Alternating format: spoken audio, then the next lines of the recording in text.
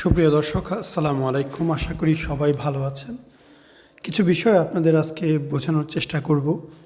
আমরা অনেকেই মনে করি যে অপারেশনের 100% ফলাফল একজন ডক্টরের হাতেই থাকে। আসলে বিষয়টি ওই রকম না।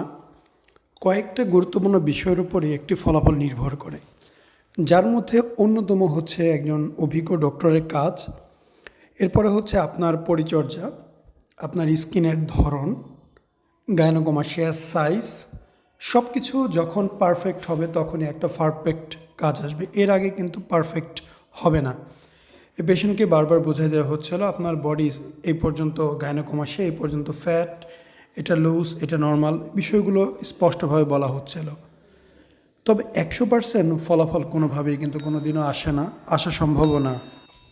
অপারেশন করা এবং স্বাভাবিক দুইটার মধ্যে কিছুটা হলেও পার্থক্য বিরাজ করবে। পার্থক্য বিরাজ করা খুব স্বাভাবিক বিষয়। 100% ন্যাচারাল কখনোই হবে না, হওয়া সম্ভব না। তবে হ্যাঁ, অনেকের ক্ষেত্রে এতটাই ভালো হয় যে তাদেরটা একজন নর্মাল র্যান্ডম পার্সন বুঝতে পারবে না। হয়তো আমি বা ডক্টর বা যারা এই বিষয় সম্পর্কে জানে তারা দেখলে বুঝতে পারবে, অন্য কেউ ধরতে পারবে না। সো অবশ্যই সার্জারি করার পূর্বে এই বিষয়গুলো আপনাকে সঠিকভাবে ধারণা নিতে হবে যে আপনি কোথায় করতেছেন, সেখানকার সাকসেসফুল রেট কেমন, আদার্স পেশেন্ট কতটা ভালো রেজাল্ট পাচ্ছে।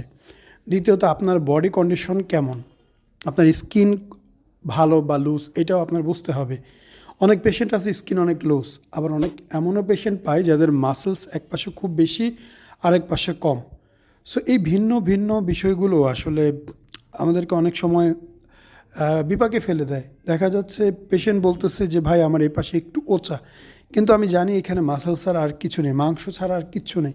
অনেক সময় আমরা ভিতরের অংশটা ভিডিও করে রাখি পরবর্তীতে তাকে দেখানোর জন্য যে আপনার পূর্বে কী ছিল বা ভিতরে কী ছিল আপনি নিজেই দেখেন। সো এই বিষয়গুলো অনেক সময় ভোগান্তিতে ফেলে। তবে এটা বাস্তবের সাথে মানায় নিতে হবে, মিলাই নিতে হবে। এটা কারো হাতে থাকা কোনো বিষয় না। এই পেশেন্টের রেজাল্ট যা আসছে খুবই ভালো, সময়ের সাথে সাথে অনেক চেঞ্জ হয়েছে, অনেক সুন্দর হয়। তবে 100% কখনোই আসবে না, কখনোই আসা পসিবল না। অনেকেই অনেক রকম মনে করবে, মনে করাটাই স্বাভাবিক। কিন্তু আপনার এইটুকু মাথায় রাখতে হবে যে অপারেশন করা একটা জিনিস আর ন্যাচারাল একটা জিনিস, পার্থক্য বিরাজ করবেই। আমরা সার্জারির পরে পেশেন্টের সাথে একটু গল্পগুজব করি, একটু কথাবার্তা বলি, তার আসল বিষয় জানি। এটা তাকে বুঝিয়ে দেওয়া হয় যে তার সাথে কী কী হয়েছে এবং কী করা উচিত, কী করা উচিত না। সেদিনও কয়েকজনের অপারেশন হয়েছিল, বুঝতেই পারতেছেন, 2টা ফ্যাটের বোতল আরও আছে। সো রেজাল্ট তো আপনারা দেখলেন। আমরা বুকে একটা গ্লোভস লাগিয়ে দিয়েছি, এই পাশগুলোতে এখনও স্যালাইন পানি আছে, বেরোচ্ছে। বুকে এখনও অনেক স্যালাইন পানি আছে, ধীরে ধীরে বের হয়ে যাবে।